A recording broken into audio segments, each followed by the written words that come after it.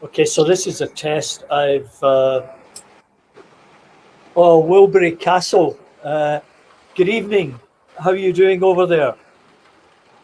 I'm glad you're awake. Maybe a little scotch will keep you going for a while. Um, could you tell me if you can hear me clearly, if there is an echo?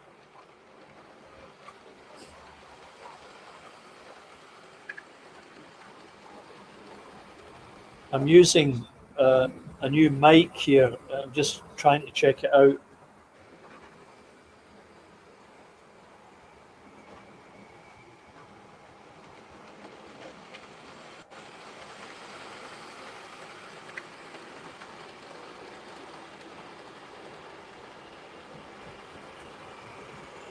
So, as I said, oh, there's an echo from somewhere.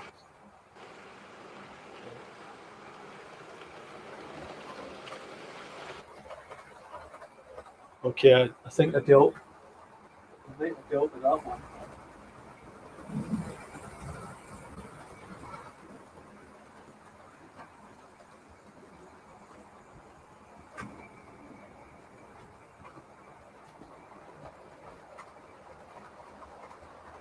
I'm trying a few different things here, so I'm just trying to deal with this echo.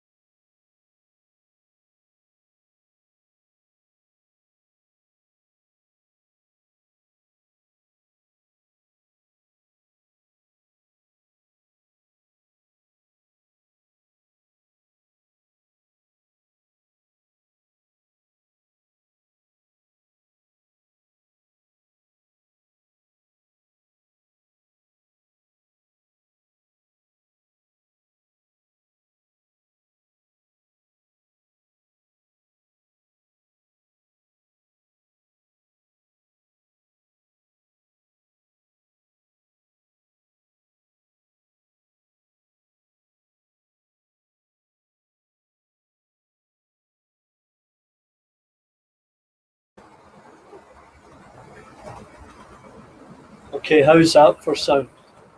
Well, that's an echo.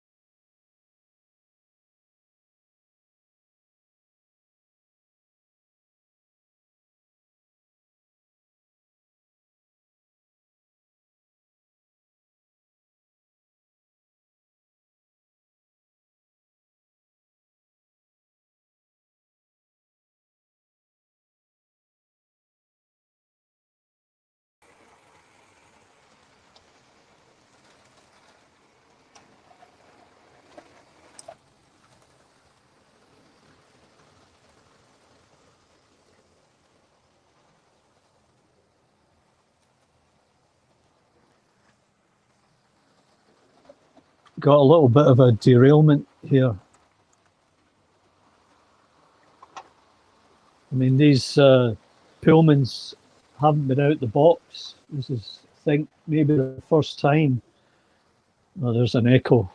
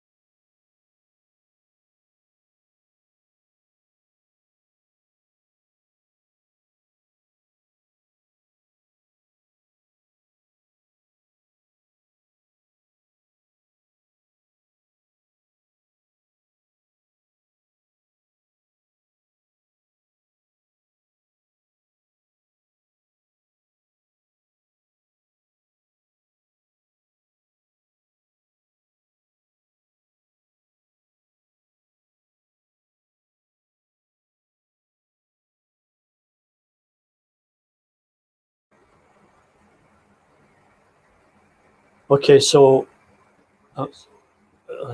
I think that's going to give me an echo.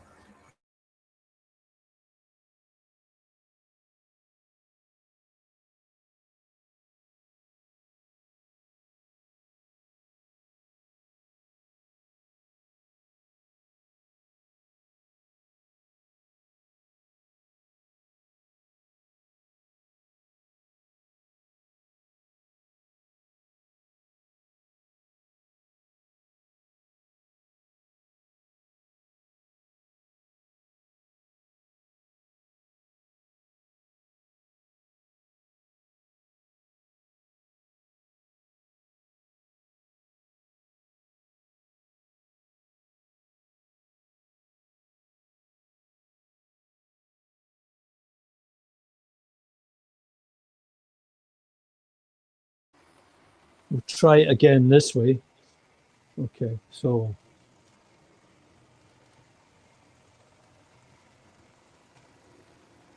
and one of them is going to drop off because it's already out of power.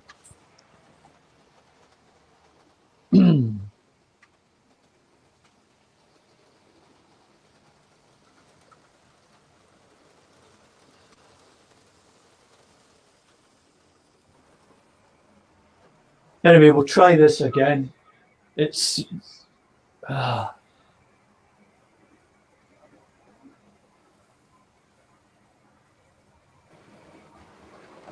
2, 3. Yeah, I thought I had it set up and it was working, and then it's not working.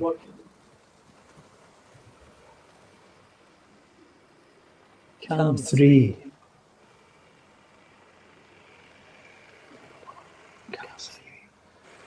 So the sound should be working, but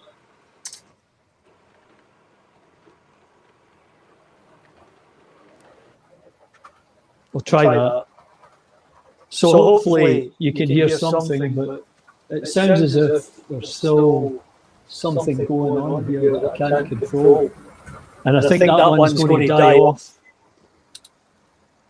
Anyway, so those Pullmans, that's the first time they've been on here, having sat in a box for a number of years.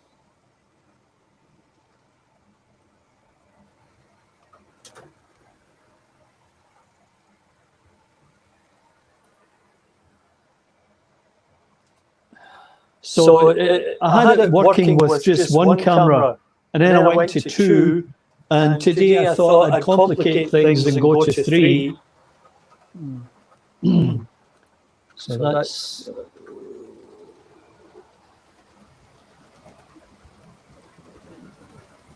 cam 3. I'm looking at cam 3.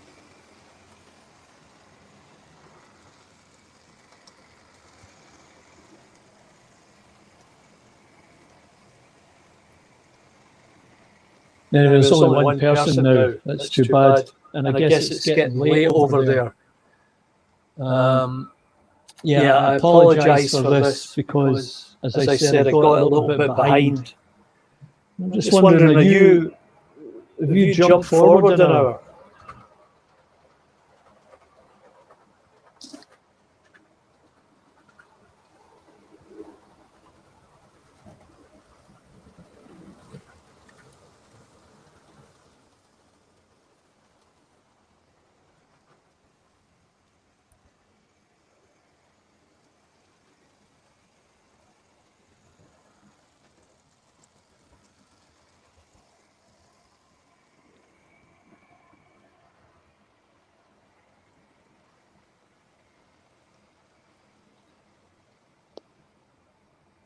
Yeah, my clock's off, so I really don't know what the time is here.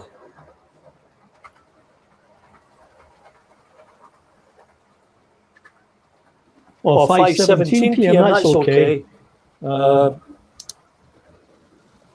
My clock was saying 12:15.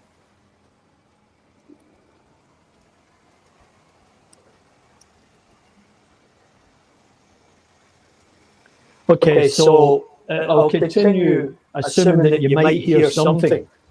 And so, Alan, if you could just let me know, because you seem to be, you seem to know what you're doing.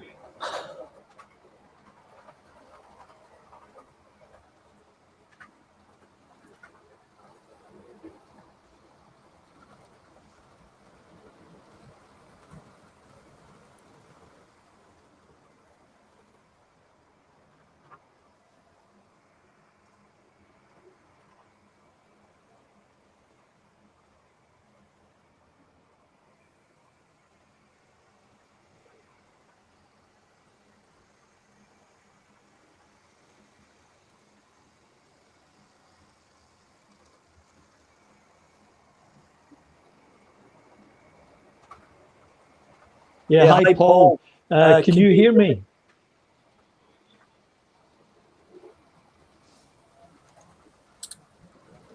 Hello, Rob Johnson. Nice of you to drop by. Are you getting an echo? A little bit of an echo. Okay, Alan. I'm going to try and work on this somehow.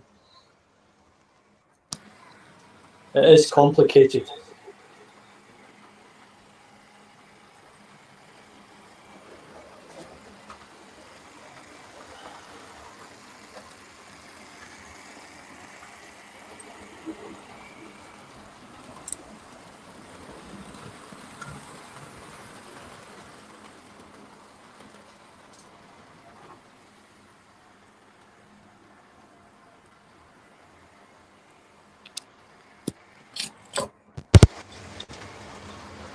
All right, so here's what I'm going to do. I'm going to show you a tree.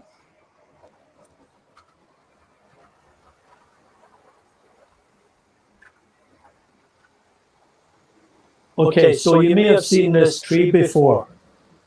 And in fact, over in the street,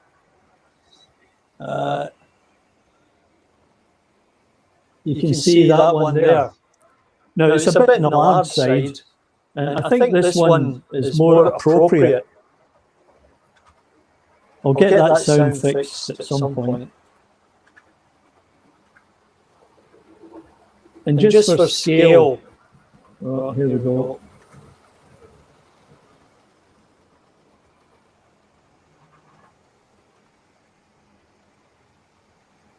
So just for scale, that's what it looks like. And that's not bad. So I'll show you the process here.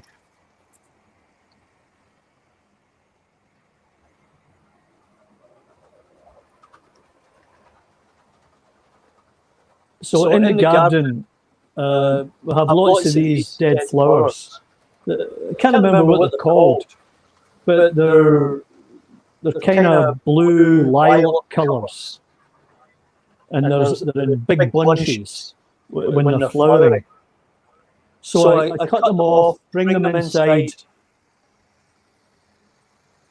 and then one thing you can do is you can wrap the trunk with paper, tape.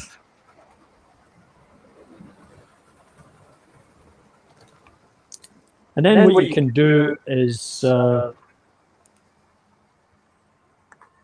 just as way of demonstration, I'm going to use a brown paint, and I'm just going to go over the trunk so that you can see this process.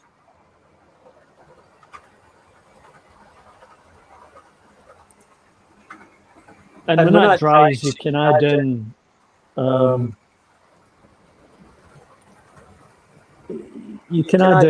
some black or whatever colour you want. And then the next thing is to borrow your wife's hairspray or your daughter's, or you can always buy it yourself at the dollar store. Now,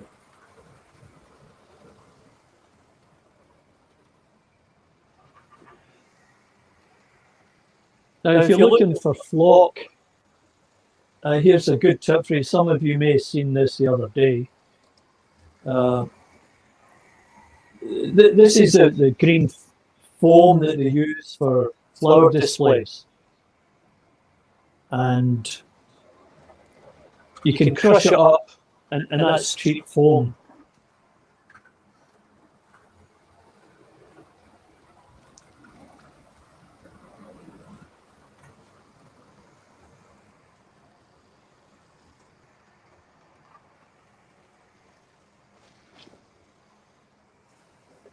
Now, I'm just looking for my flock.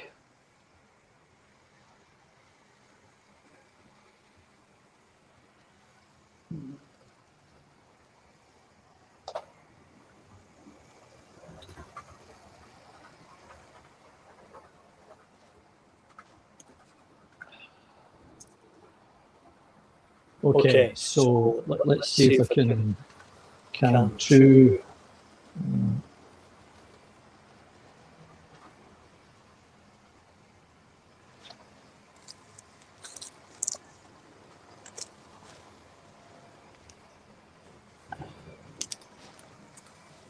All right, so what I'm going to do is I'm going to take this, and then I'm going to spray it.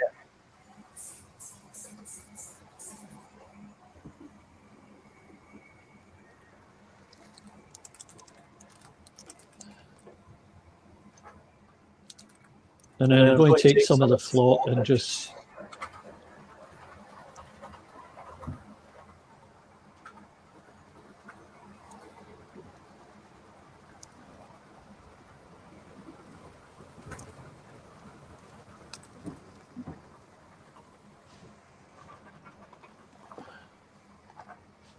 so you can see there's some on it already, and then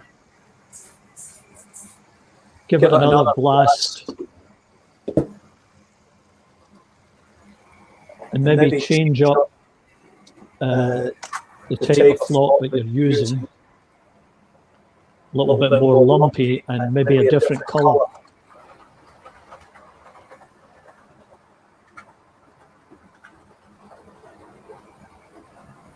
And you know, as you can see, you can put on as much as you want, and you can end up with something like that. And you can have a whole forest growing very cheaply. So I hope that's useful for you, and that you try it out.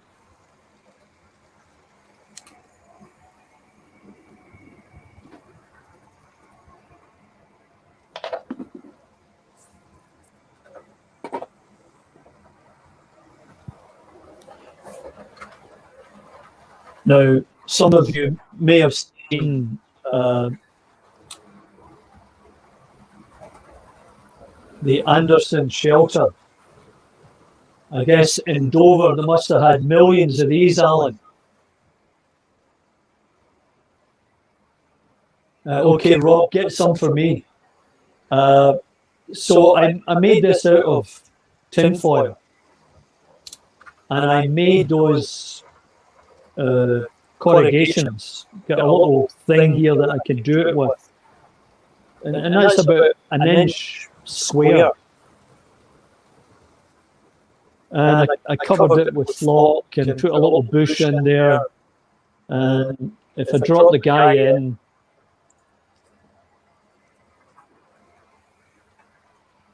once again, you get a good idea of the scale of it. The thing is about 6 feet by 6 feet approximately overall. So that's easy for you. All right, Al, we'll see you later.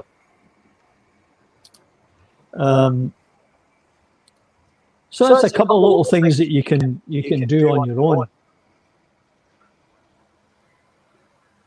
And Paul, what's new with you?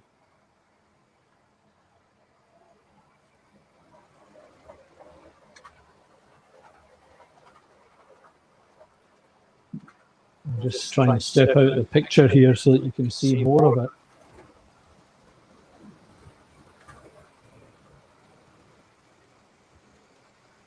It's probably supper time over there, so it was bad timing on my part.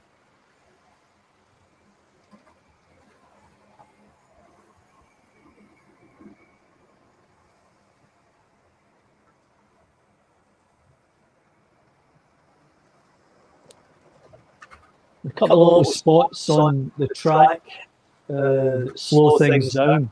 Now, I went through the process of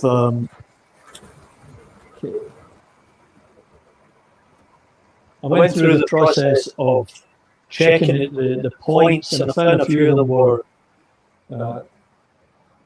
you know, I'm just going to turn this thing off, because that's where the echo's coming from.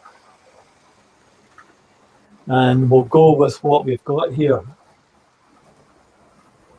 Hopefully that's taking care of the problem.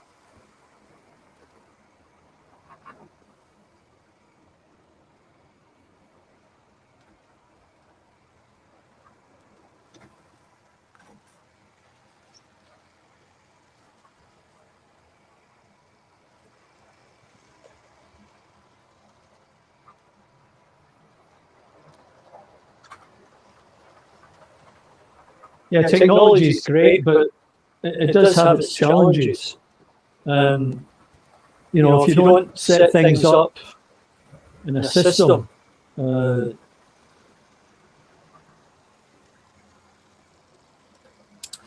you don't.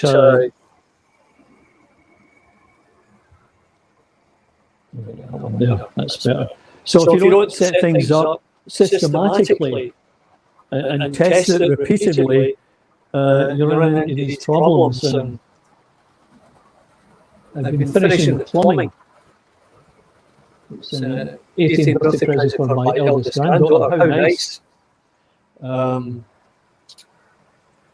Yeah, so it is challenging, and I thought I had nailed it, but because of the situation I got into with losing my email address, which I eventually found, it set me back a little bit, and I was somewhat frustrated in the process because I couldn't get up and running.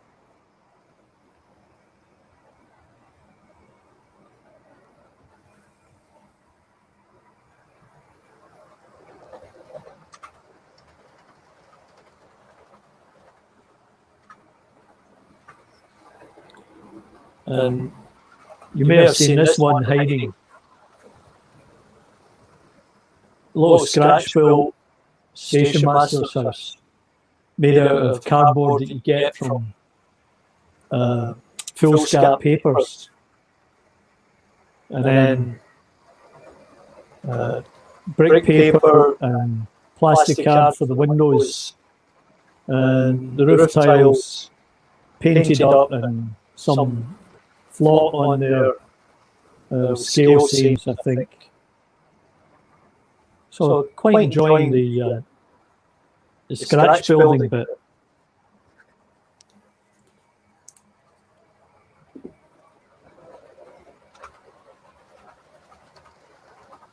So it is about -6 here today, and blue sky, no clouds, and with the wind chill, it might be about -12.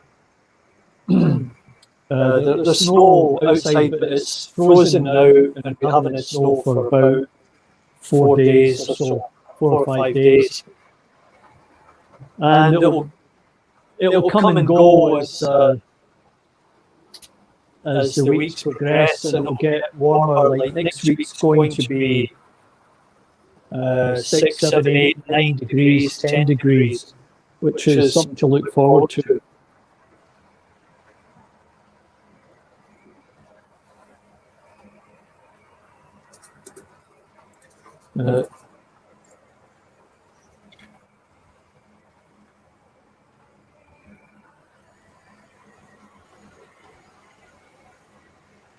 $60 feet. Wow. It's enormous. I've got a tree out the backyard. I think it's about 50, 60 feet. Yeah, but I'll do that. Now, I'm going to do lots of this, but basically, that's that pink foam. And what I did was, I just went through it. You've all probably seen this process. And then, did that. And then I took the soldering iron and just opened them up a little bit. And then with acrylic paint, did that. So in Glasgow, where Partick Hill Station is located, there was lots of sandstone, and this is soot-coloured sandstone.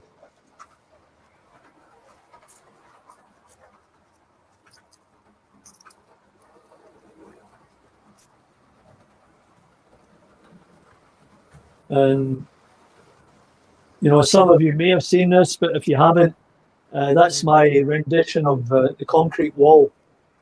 So it's foam core, and I pulled off the paper cover on one side, and then I used acrylic paints and used a grey, a little bit of black, changed the value of the grey, and scored it for some structural seams.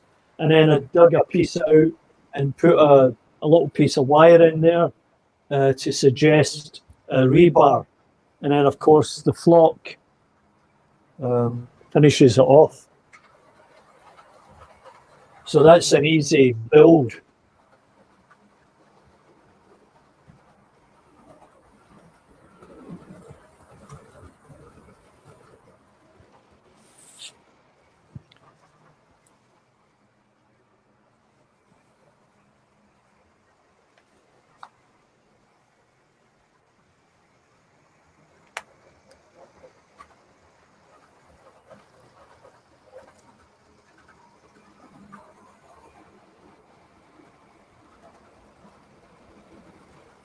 Yeah, Rob, I'll do that. Always interested in seeing what other people can accomplish.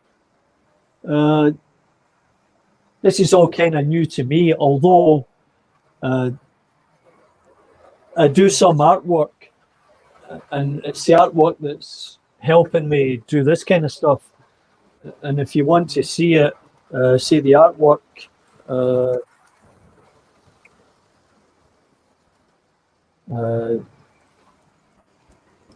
on Instagram.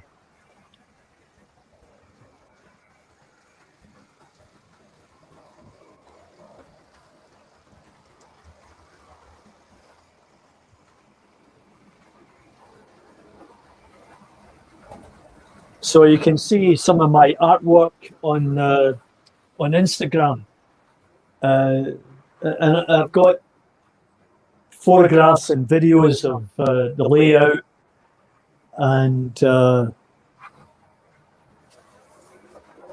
variety of stuff. Same as on my YouTube channel. There's all kinds of stuff on there.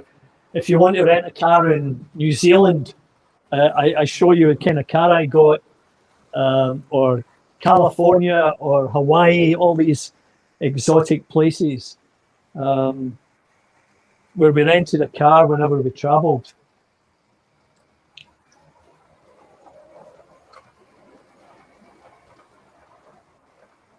So as I was saying the other day about the Coronation Scot, it's a big set, with 9 coaches, and that's a lot on a layout of this size.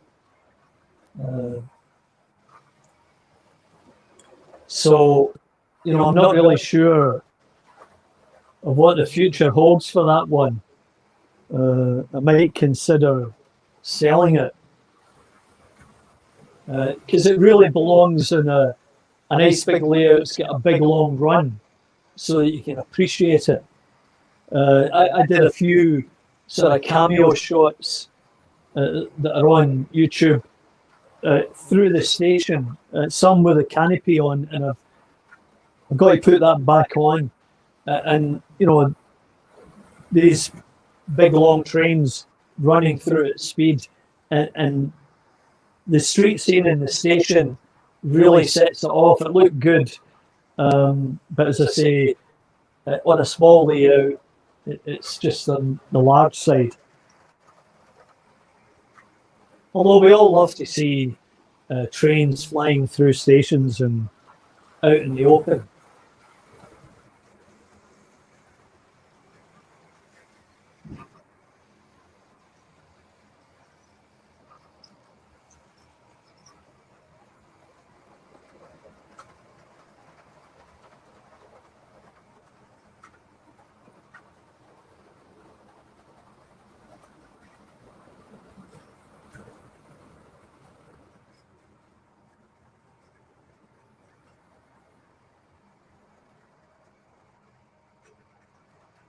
I think we'll stop that one for a minute and see if we can bring out this old Triang DMU.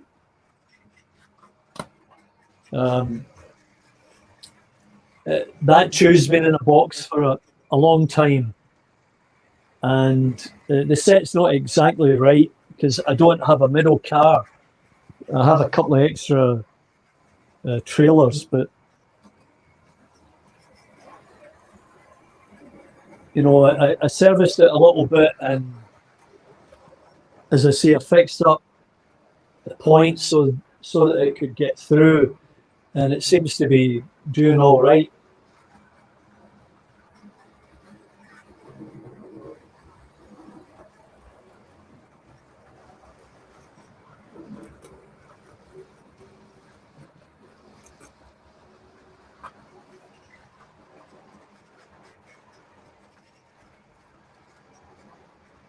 It stutters a little bit now and again, but that's okay.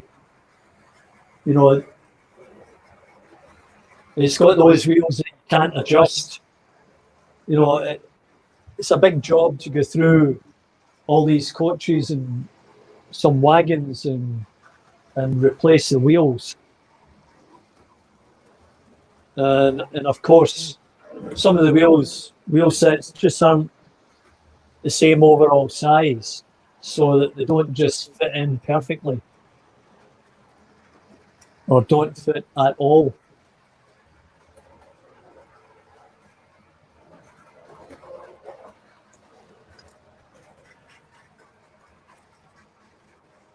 So I'm building a scrapyard,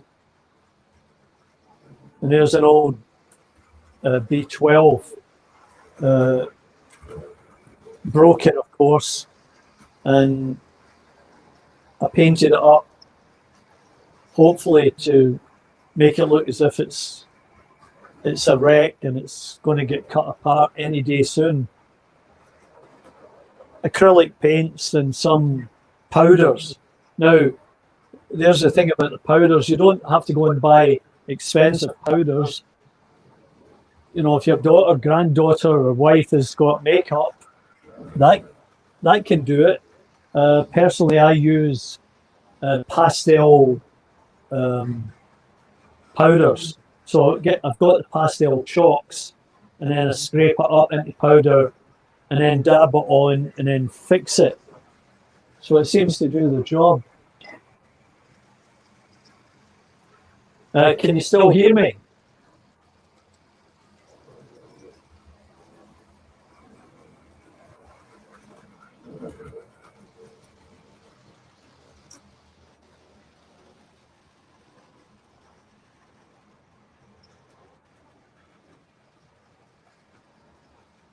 Not sure if Rob is back from his Chinese. Chow mein.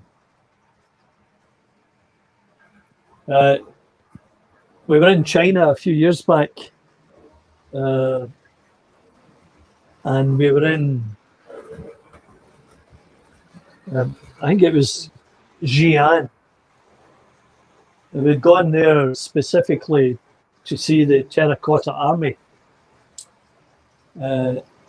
Slight echo, I don't know where that's coming from. Um,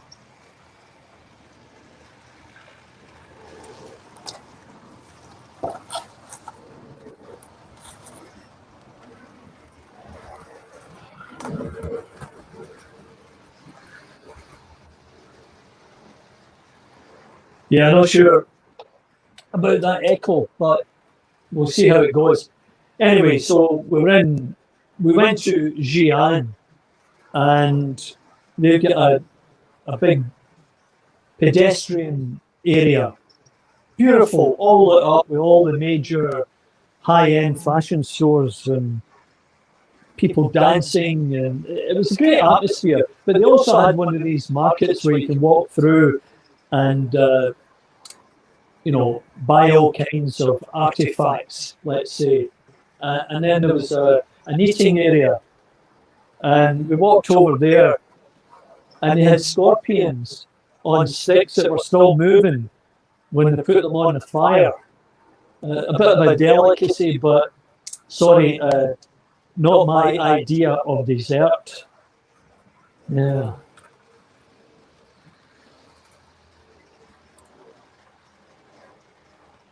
So the old DMU's working all right. Let's just stop to pick up some passengers there, I think.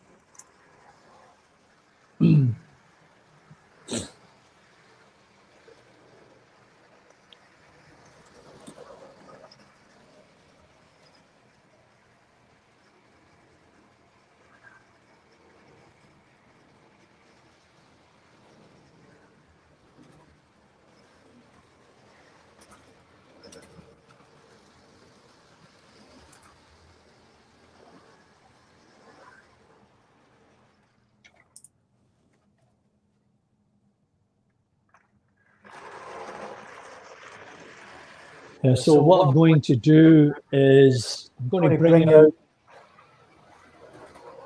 the Carabelle set.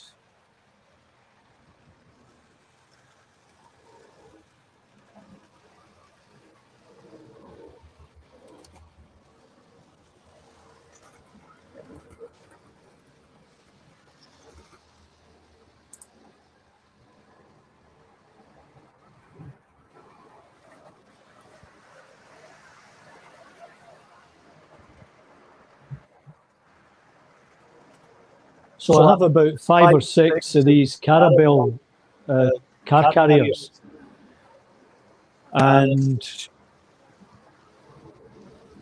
it's being pulled by a dock shunter. Now it's got the original wheels,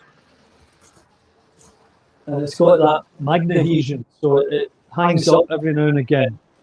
Now the interesting thing about John Champs 123 was he told me that if you found the wheels from 1972 and onwards a little bit, from some class 25s, 26, that they were the right size, and you could replace those dock shunter wheels with the new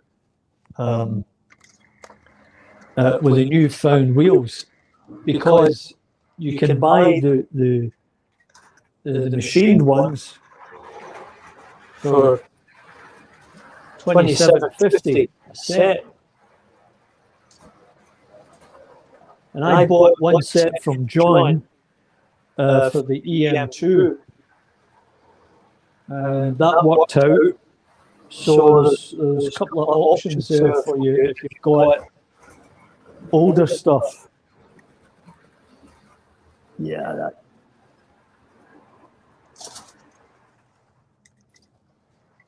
It definitely doesn't like the. Definitely doesn't like the points.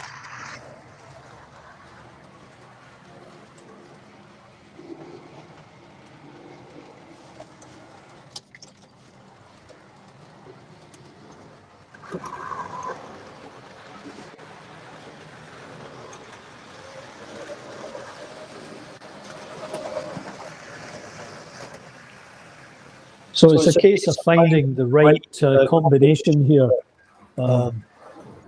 getting the right speed so that they don't look too toy-like.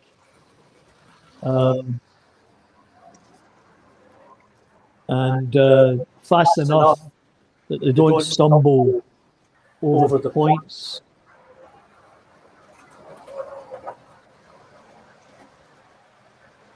So there is a sweet spot in there somewhere. Still getting a slight echo.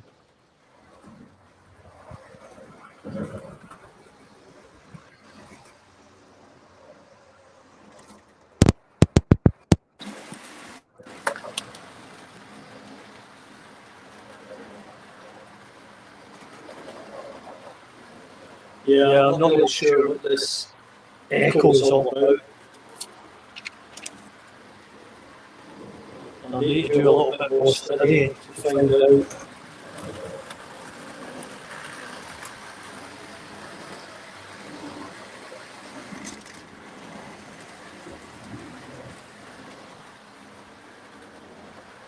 Anyway, John was telling me that he's thinking of selling off his collection.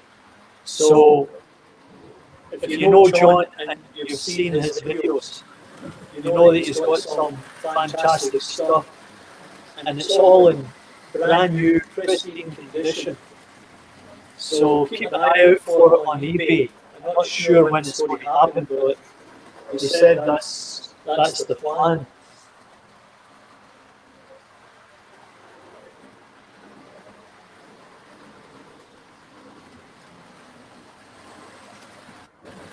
I might pull this Dutch Hunter in and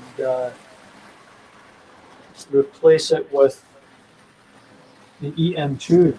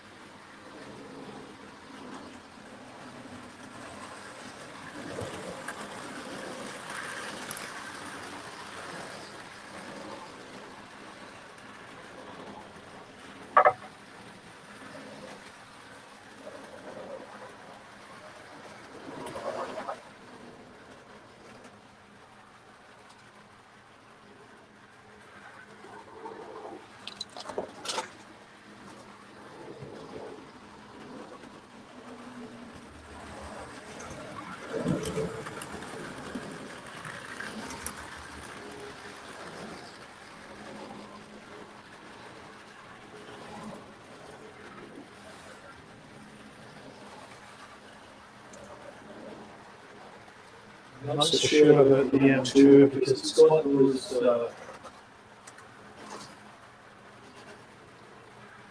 spider type contacts, and I think it's a problem. So we take it apart and go at it again.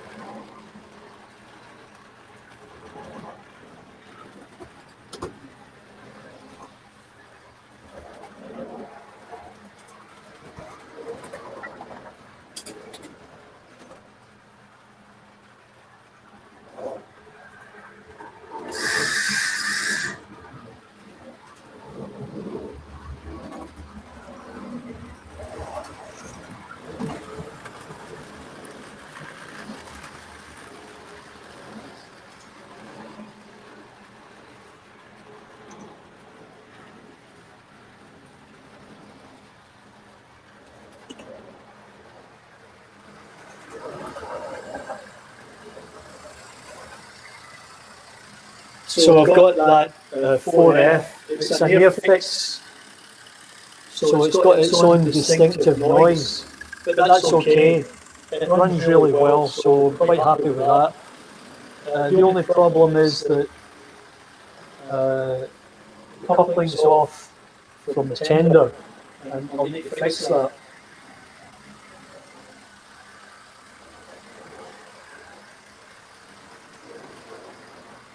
The echo's not gone.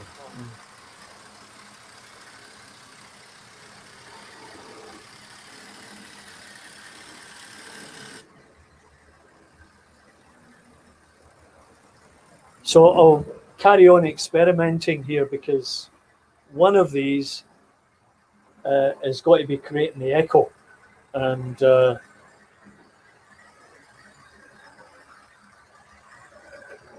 yeah, the echo. I think I had that. Okay, all right, John. Thank you. So it's the laptop that's creating the problem, and you'd be able to pick up the audio from the iPhone. So I could plug in the microphone to the iPhone, but let sleeping dogs lie, as they say. Oh, well, that's good. So I'll try not to repeat myself. If there's anything you'd like me to go back over, I will. But yeah, that was an Airfix 4F. It's missing the coupling on the tender, but that's okay, because I'll get that fixed. It's a nice little runner. It has its own distinct sound, but that's okay.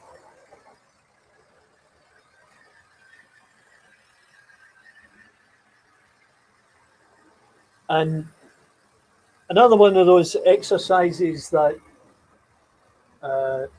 Chams 123 went through was, he identified the problem with these Carabel units, and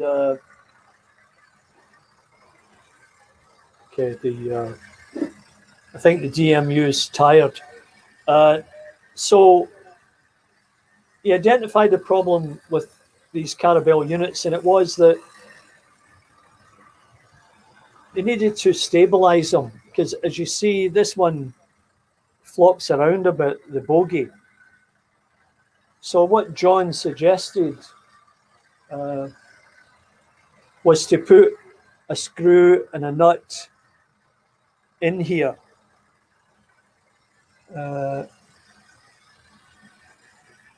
Yeah, so that sounds like an echo again.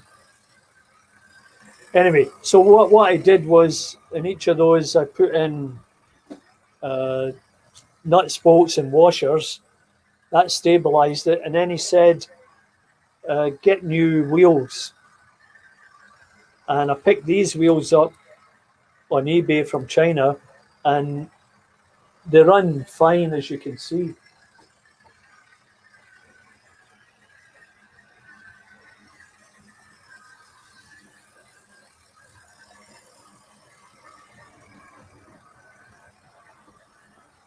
John, your EM2 motor is turning.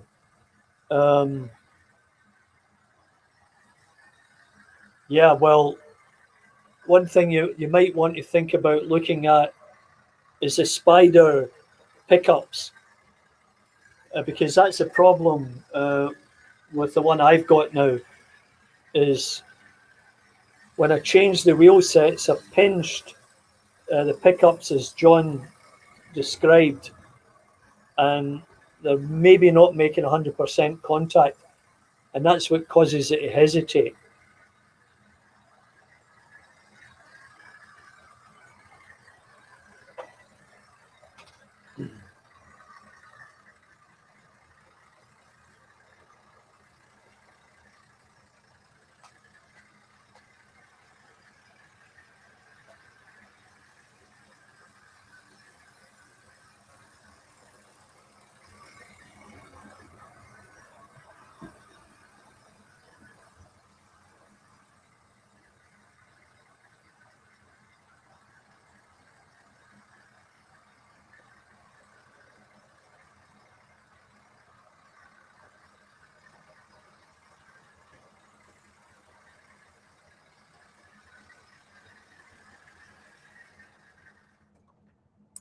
All right, so we're going to try and bring out the high mech with the baggage cars.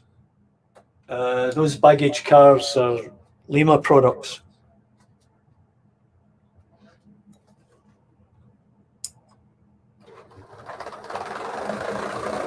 A wee bit of a rattle.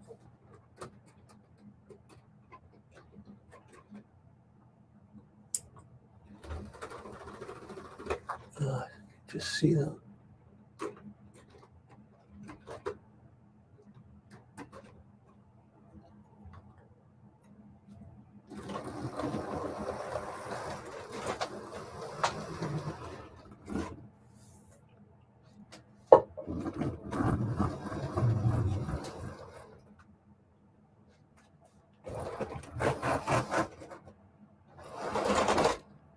Yep.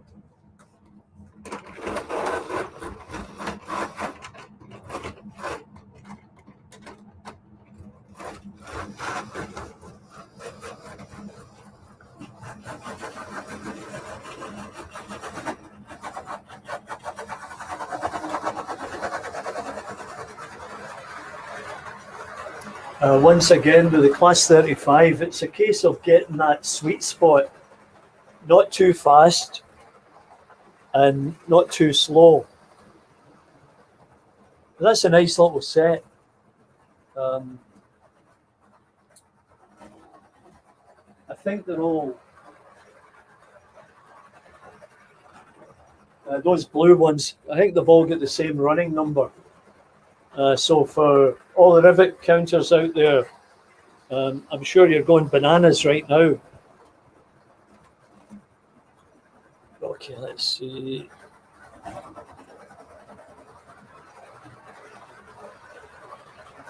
Not really sure what happened there.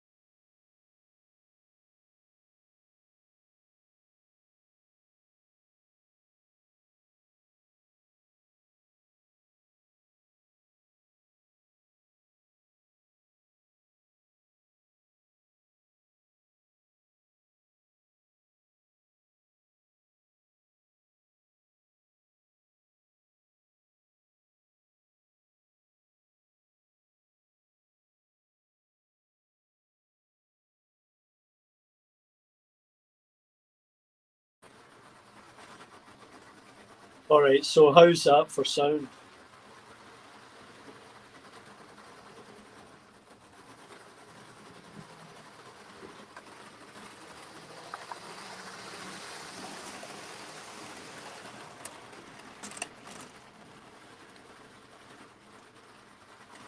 Well, that's good. I'm really not sure what the secret is with this sound, because I found that if I had the sound off on my laptop, then it would pick up the sound from one of the other cameras. But I'm not sure what's going on there now. Yeah, I know. I'm trying to find that spot so that it doesn't stall over the points. I'm trying hard. I'll get there eventually. But because the motor isn't that smooth, it hesitates a little bit. And then it speeds up again, as you see.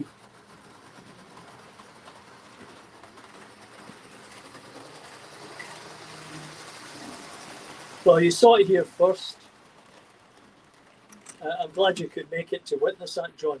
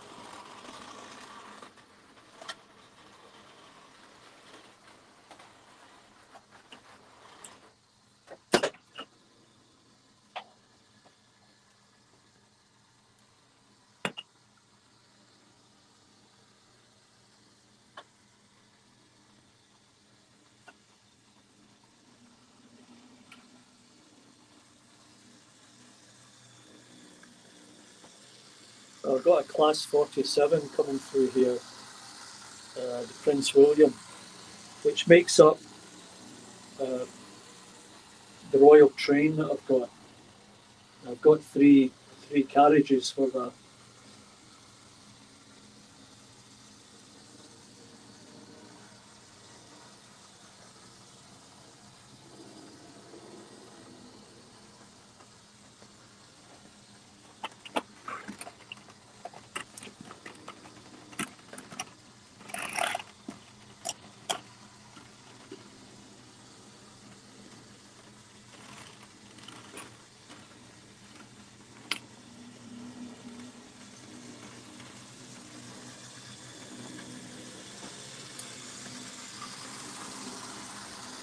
Rails it.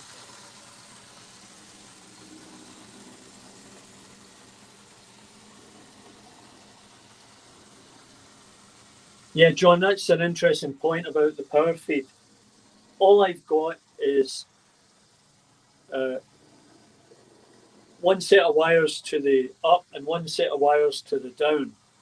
Now, I've contemplated that maybe I should run a couple of droppers in the corners. But, some people said, oh, Charlie, you don't need that for that size of layout. But um, maybe I do.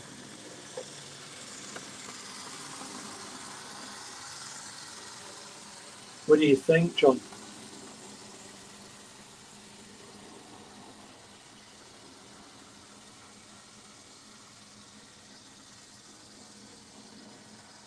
Yeah, rails it. I use 90% isopropyl. Um,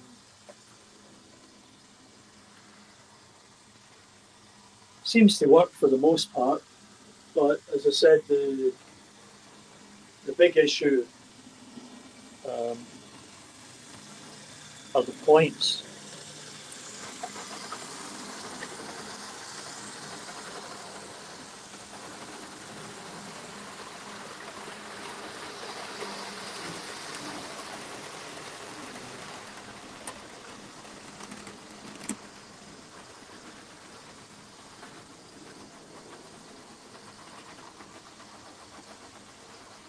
So, what would you all usually be doing on a Friday night before the lockdown?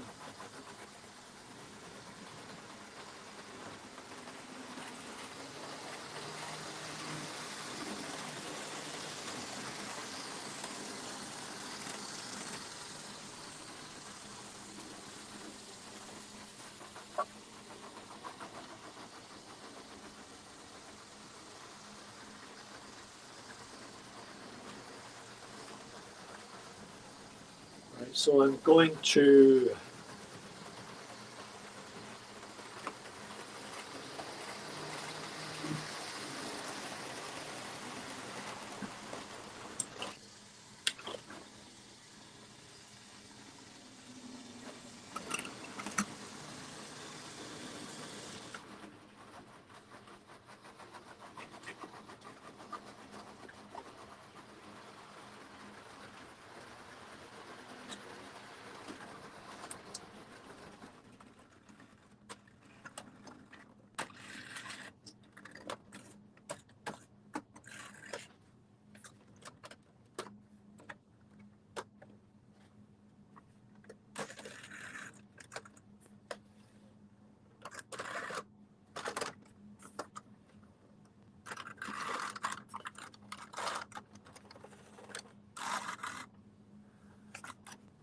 just trying to get something out here.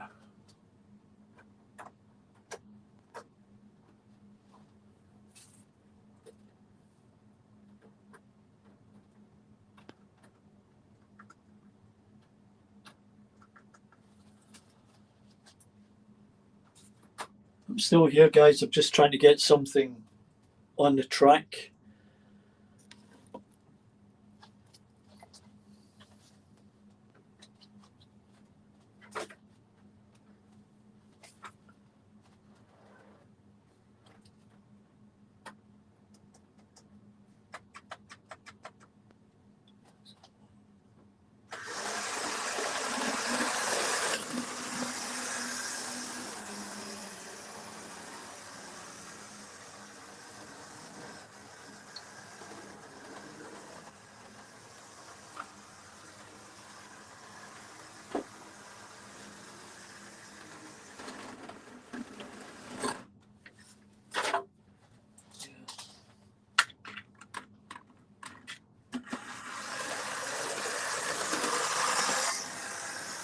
Now I have two of these, but I've misplaced the other one.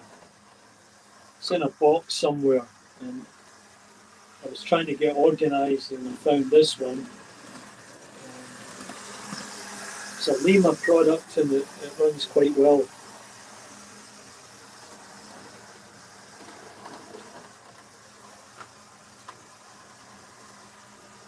I was quite lucky to find that. They're not sort of readily available.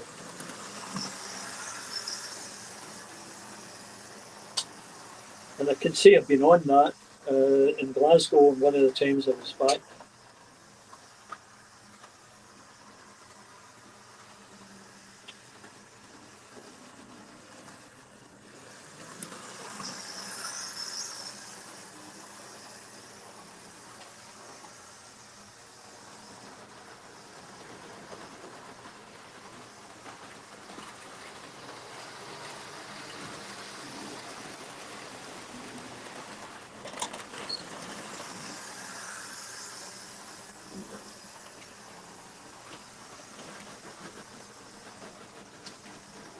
I was going to put my Flying Scotsman on, but I think most people could say that, oh yeah, I saw that, or I have that.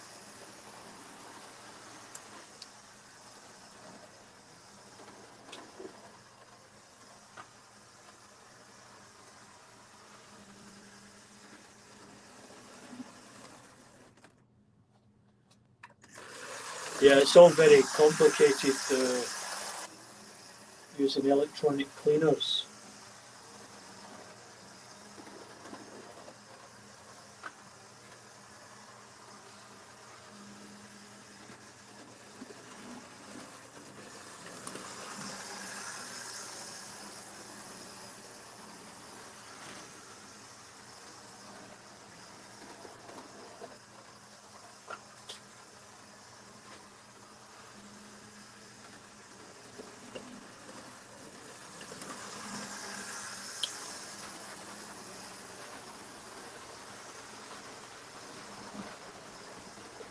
may have mentioned before to you about eBay.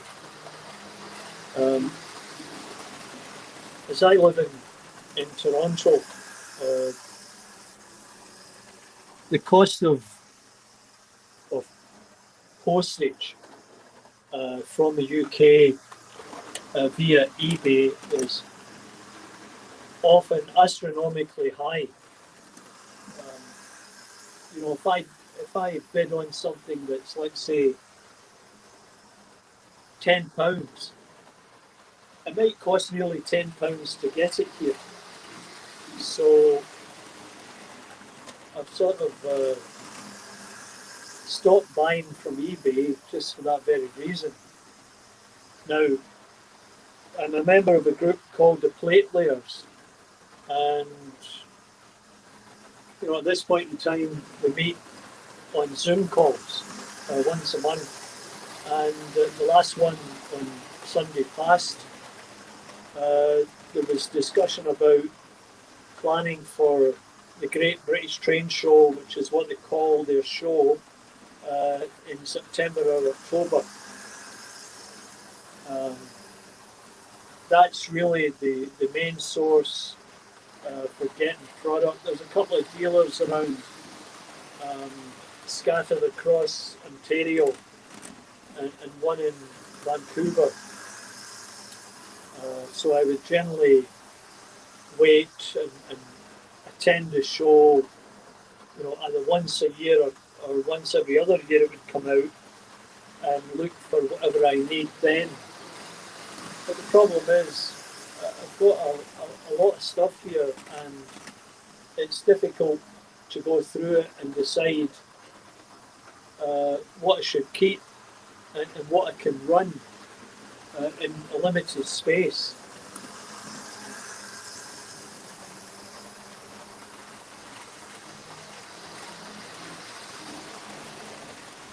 Because there's still lots of stuff in boxes that I haven't gotten out, and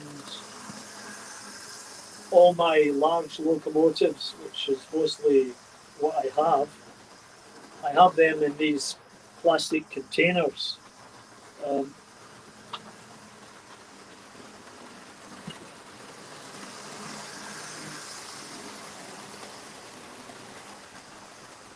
So there's a container about 12 by 12, and there are 6 carriages in there.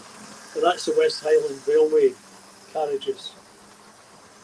So you can get 7 or 8 locomotives in there, and you know, I did that video of cataloguing your collection, which I think is a very worthwhile exercise. I mentioned before an ex-colleague of mine, a good friend, model railway enthusiast, passed away and left this large collection with a 20 by 30 foot layout that he only built in the last 10 years. And I'd said to him at one point when I was visiting, I hope you've got this catalogued. And I'm sure he told me yes, he had. And I spoke with his wife after he passed away, and she said she couldn't find it, and I bet you it's on his computer. I would hope they would be able to find it, because I've convinced her to ensure that she doesn't sell it to somebody that wants to buy the lot, because you know what the outcome would be there. And everything he's got is DCC, and it's all good stuff.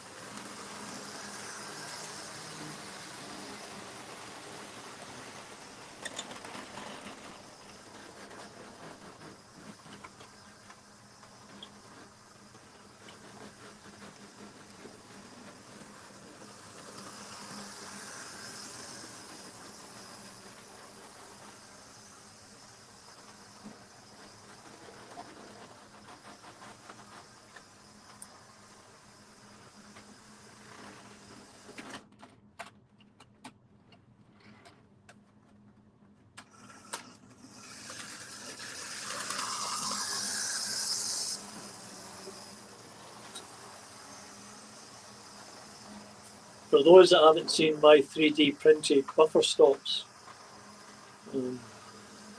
that's them there. The filament I used was red, and then I painted it up a little bit.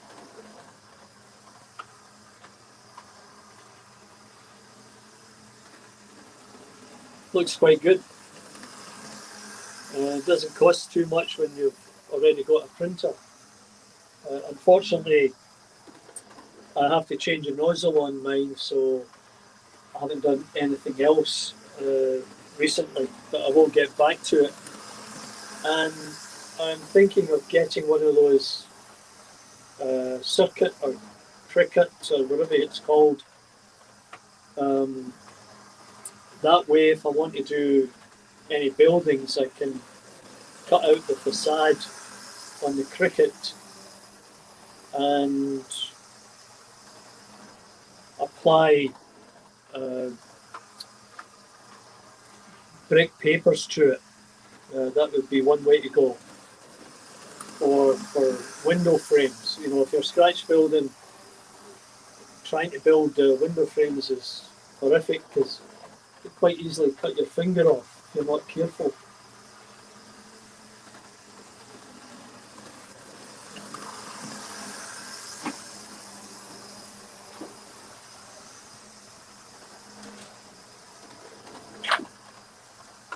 So I'm building this tenement building here. Once again, out of that card that you get from the back of foolscap paper, and you see those little windows there, cut out of thin plastic card. And the burnt out end, I did that with pastel powders, and then sprayed it, fixed it, and some bits of old wrapping paper to suggest that it could have been wallpaper at some time. So that's nearly finished.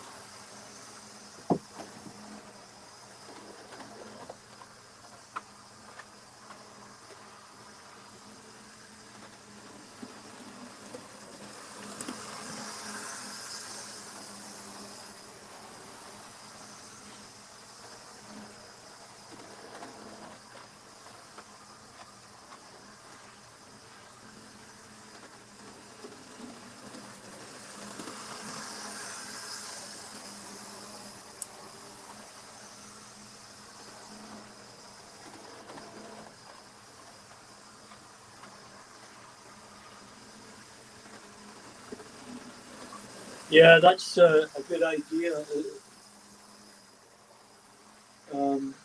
Keep it out of the auction houses and keep it in the community.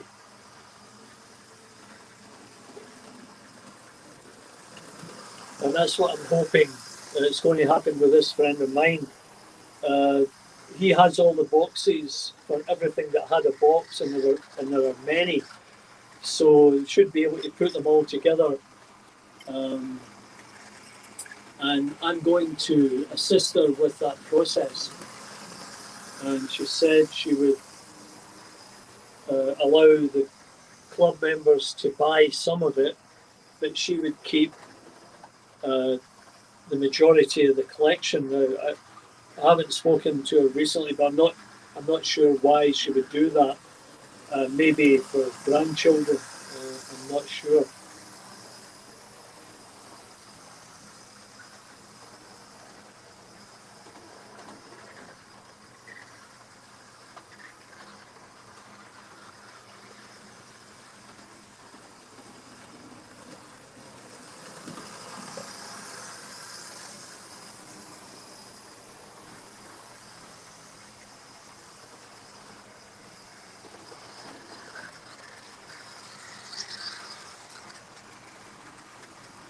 So, John, that rail zip, what is it? A lubricant or a sealer? Or what's similar to it? I'll need to check it out, but what would be similar to rail zip?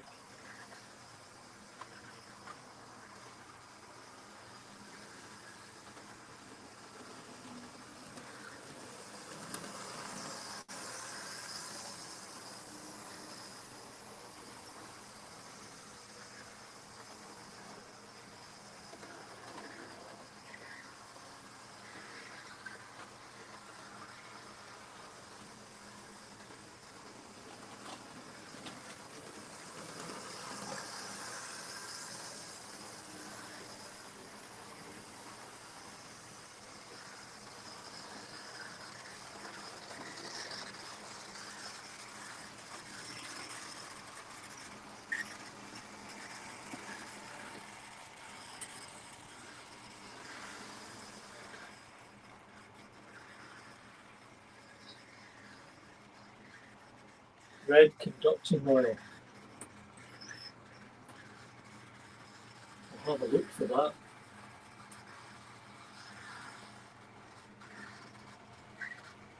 Always interested in trying stuff out to see if it works.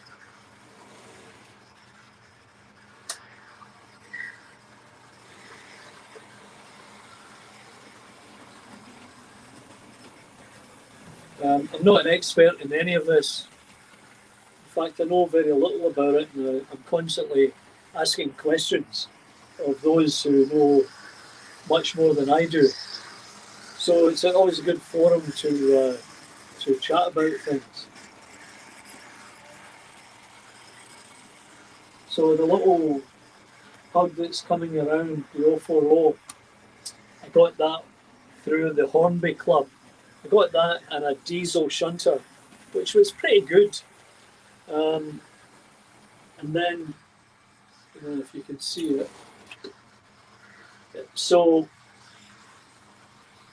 if you look at the little tender there, an add-on tender, I was watching a show the other night, or a video on YouTube about, just so happened to be Scottish Railways, and this was a habit in the coal fields, was that they would modify or even a 5-plank wagon and use it as an additional coal tender for the pug.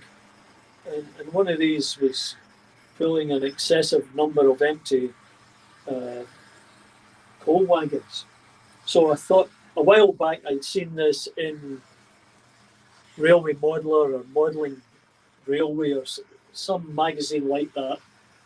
And I thought I'd try it. So I added a little bicycle on for effect.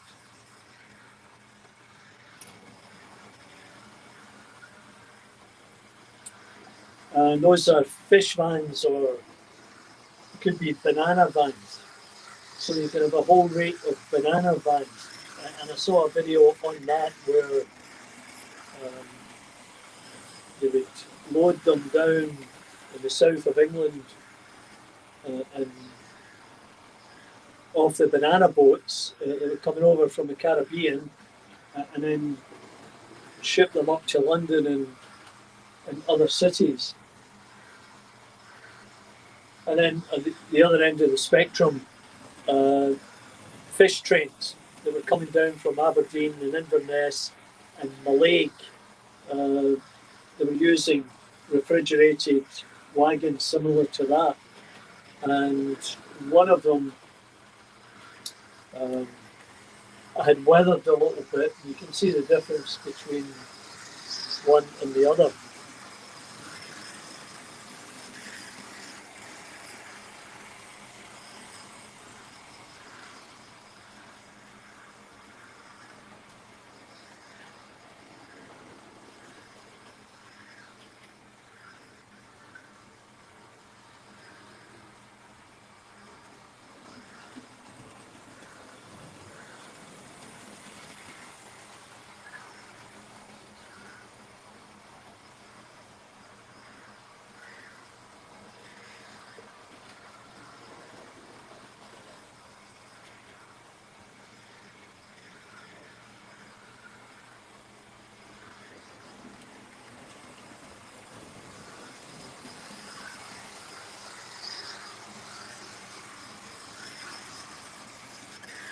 Yeah, some people have said WD-40 is not a good idea, and especially where there's any plastic around. So I've gone with sort of tried and proven ones. As I said, the isopropyl 90%.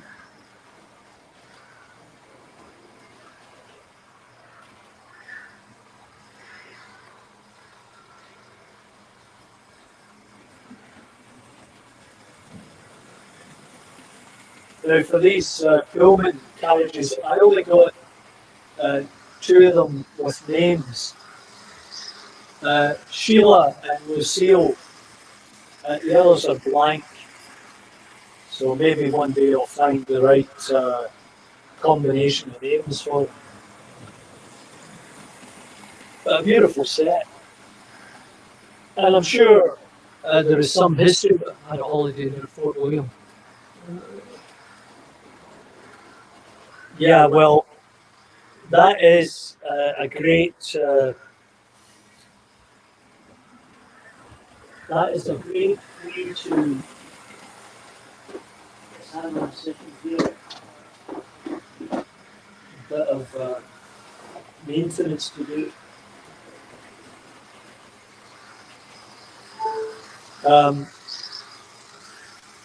So what I'll do is just for you, John.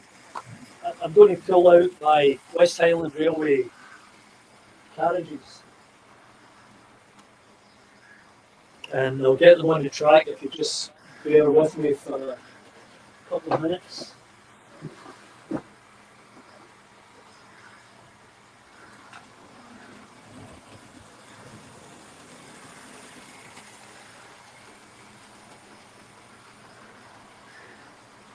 Yeah, if you're able to get the West Highland Railway from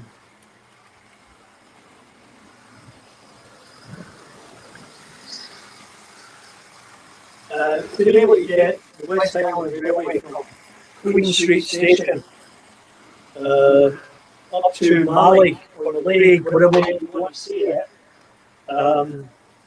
you'll go across the Glenfinnan Viaduct, which is spectacular. And I stood at the monument to Bonnie Prince Charlie. I've been up the top of that and watched the train come around, and really quite spectacular.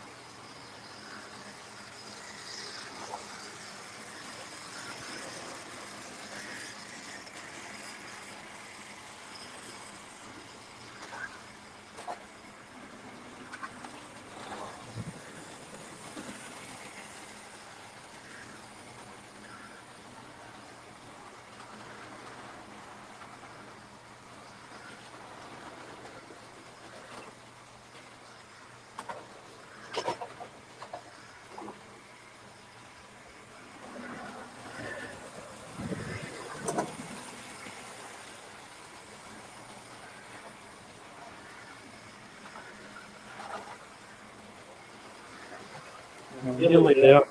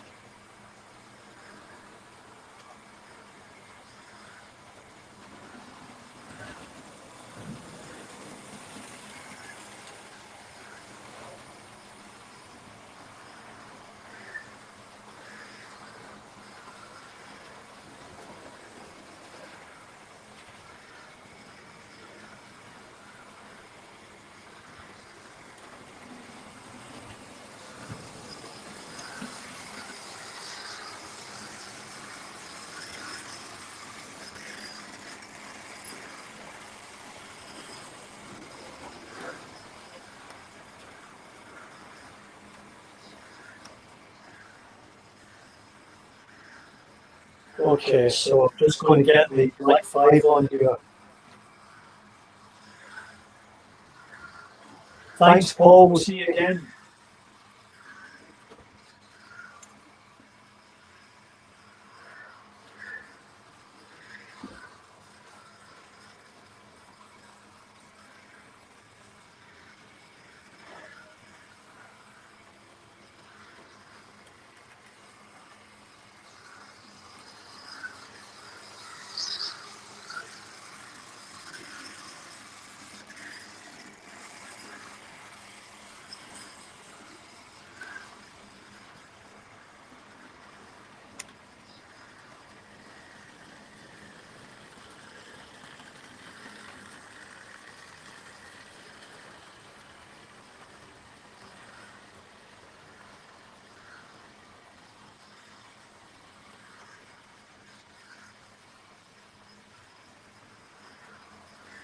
Okay, so the story, for those who haven't heard it, I got wind of a guy who was selling off his collection, and among the collection were these Lima Mark 1 coaches, 6 of them, that he had added passengers to and painted in the colours of the West Highland Railway livery.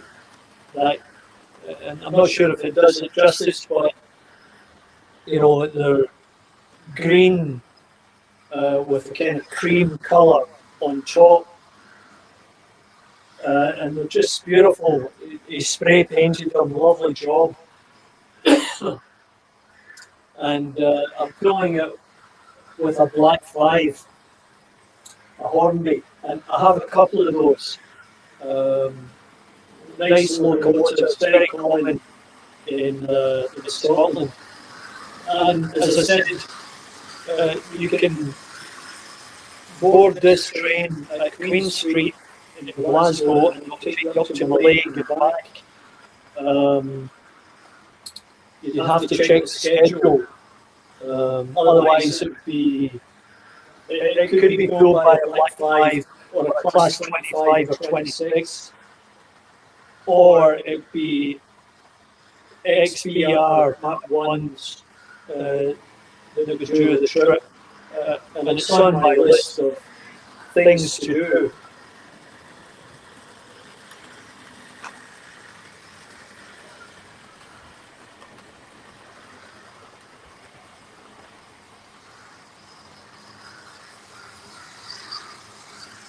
And I'm missing a coupling off of one of them.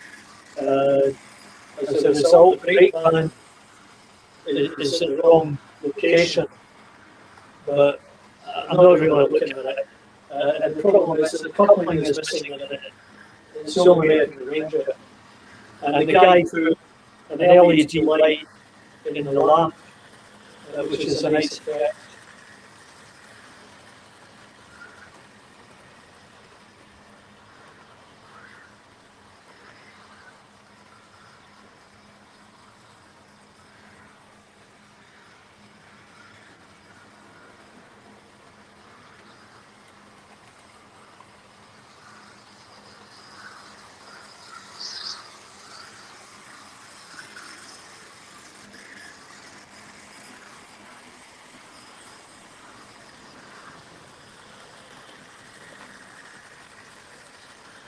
Yeah, John, you're right about the WD-40. The problem is, you know, if you get it on your fingers and you pick something up, it's goodbye paint finish. Got to be careful with all these things.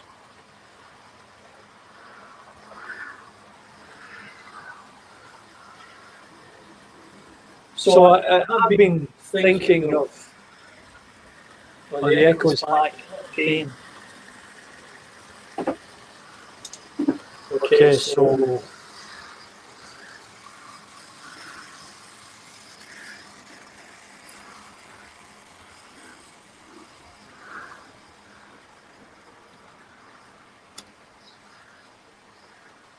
we'll try that. Can you let me know if the echo's there? Well, good night, Rob. Yeah, I'll send you a note. Thanks very much for that.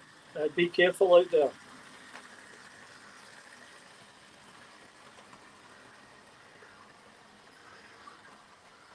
Okay, so I guess that's good, John.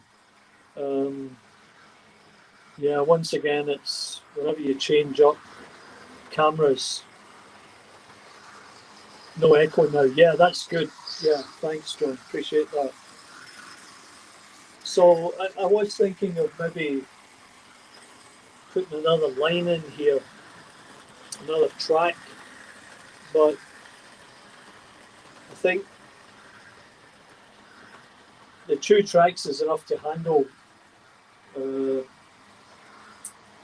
with the trains lined up at the one end and in the station. But I have got an area, I'll just turn this around.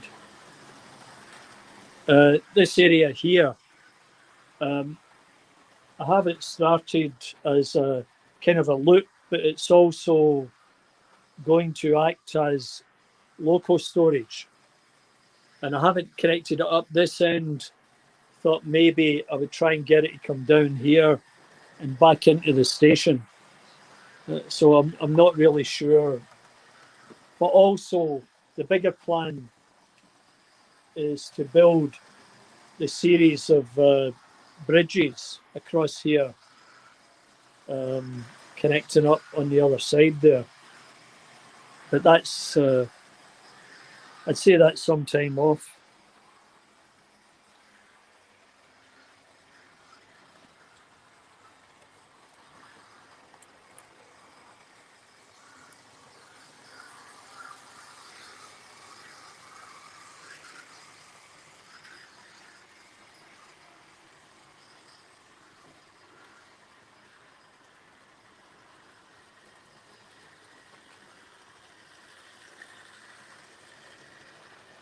Oh yeah, I'll have a look at that, John.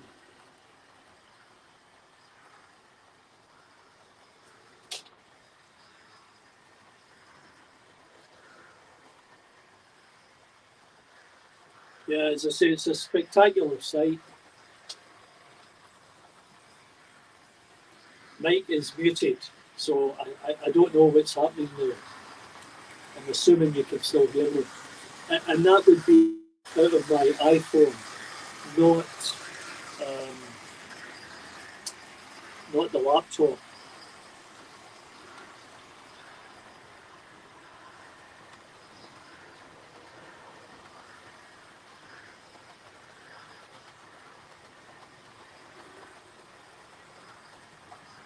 So we're out of lockdown here. And as I said, we live just north of Toronto. If anybody's familiar with southern Ontario, Toronto sits right on Lake Ontario, which is probably the size of Britain, to give you an idea of the size of this place. And Yonge Street runs for a couple of hundred miles north from Toronto. And at the north end of Toronto is the Highway 401 that takes you from Detroit, Windsor, all the way through to Quebec City, more or less. And we live a bit north of that. So it would take me, when there's not a lot of traffic around, let's say, middle of the day, about 35 minutes to drive right downtown. But if I was going to take the subway, it'd be 20 minutes or 25 minutes to the subway, and then about half an hour, 35 minutes to get downtown. So gives you an idea of where we are.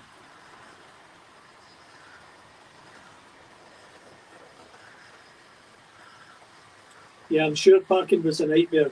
And I can't remember the name of the little station just beyond the bridge, but and that's the one that appears in Harry Potter. I'm sure that would be busy too.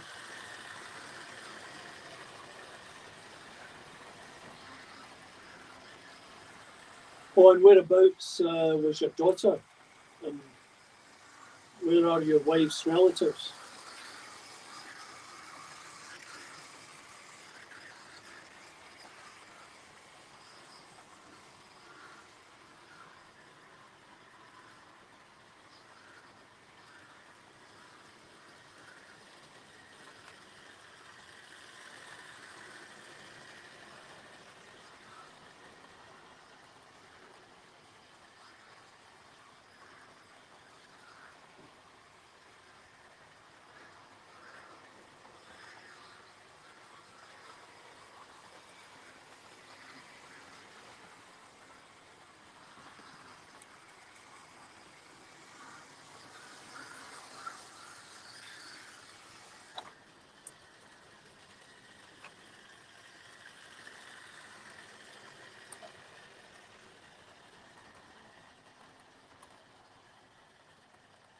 We'll give the Pullmans a rest.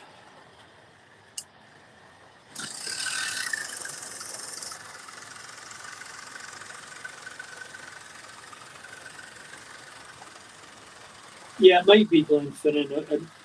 I should know better.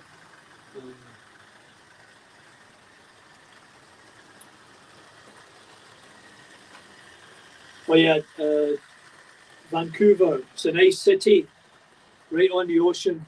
Beautiful scenery. Uh, Mountains to the north. You can go skiing just the other side of the bay. Uh, Through work, I was posted there to our office in Vancouver, and my office looked out over the bay. I could watch the float planes coming in, and see the top of the mountain. The other that would be Grouse Mountain. It's very much like Britain in terms of it rains a lot, um, much milder than what it is here in southern Ontario. Here in the summer you get the 85-degree temperatures regular, um, and lots of snow in the winter here. Yeah, in Vancouver, nice city, but it's got that area. Um, there's the gasworks. It's an area where all the homeless and drug addicts hang about, and it's unfortunately it's pretty messy, and you can just wander into it accidentally because, as I say, it's right downtown and right next to the tourist area. But nice city. A lot going on if you're the outdoors type. Lots to do there. Lots to do. Lots of hiking. And anyway, I was posted there for a while. Went over to Vancouver Island, took the ferry over for the day. It was great there. Lovely place. And then another time, many years ago, I was sent out to the interior of Vancouver when I was working with a company that designed glass smelting furnaces, and we were building a glass furnace there. And it's a veritable desert in that area. It doesn't get a lot of rain. And then I was in Winnipeg, which is right in the middle, and it's minus 45 there in the winter. I just cannot describe to you how cold that is. Yeah, your nostrils freeze, and your eyelashes freeze. So you get everything here.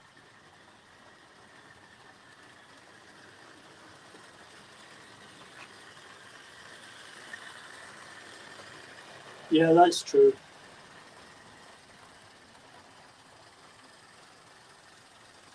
Yeah, so when I was in Winnipeg, I was there for 2 years, and the office was downtown, not much of a downtown there.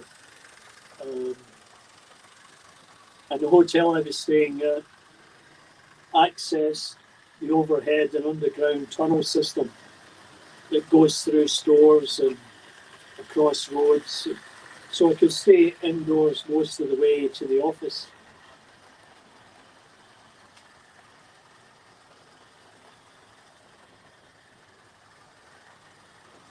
And I've also been out to the east coast to Newfoundland, and pretty wild out there.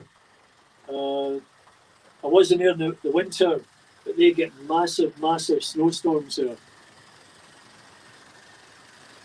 They can get buried in one snowstorm and take them days to dig out, and they've got all the equipment.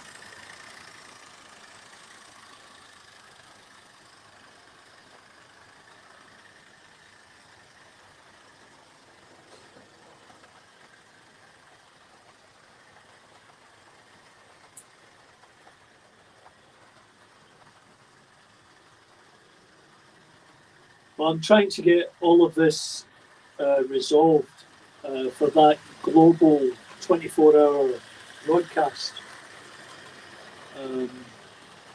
Because I'd like to set it up so that I've got 3 cameras filming and have it problem-free.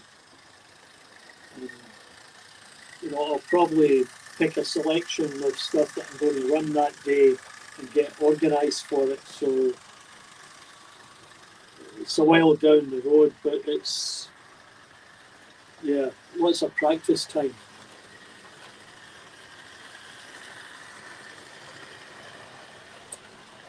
Yeah, well, thanks very much, everybody, for joining in. I'll sign off as well. It was great chatting with all of you, and we'll see you the next time. Right, oh, Joseph. There's Joseph, just arrived. Hi, how are you, Joseph? We'll catch you later, Paul. Sorry, John. So, Joseph, I'm not really sure who is all here, but Joseph just dropped in.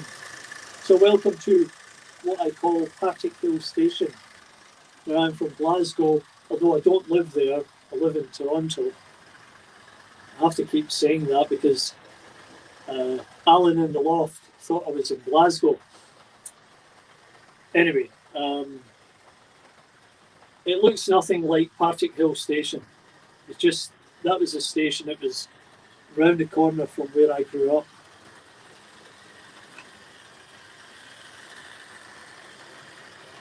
So what I've got here running is a Black 5 pulling the Mark 1 West Highland Railway carriages. They were hand painted, spray painted by a guy, and he put passengers in it and a little LED light in the back, and it's pulled by the Hornby Black 5.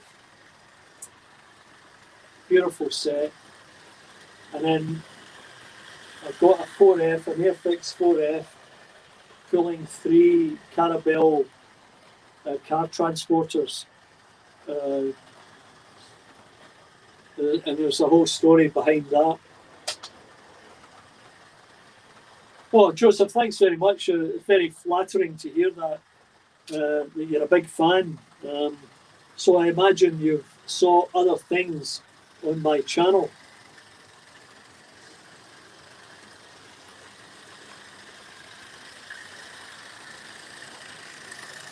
Thought you were going to say, I'm a big fan of your daughters.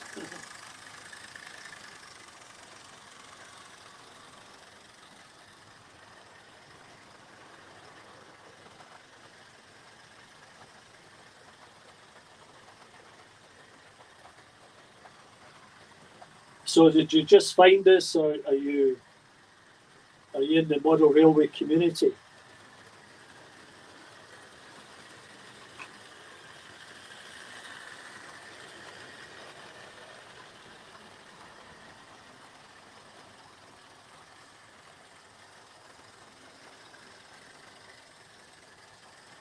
I had 3 cameras going earlier, but it's difficult to manage. They keep dropping off, so I think we'll stick with 2 for the moment. I'm not using my laptop as a camera. That just complicates things.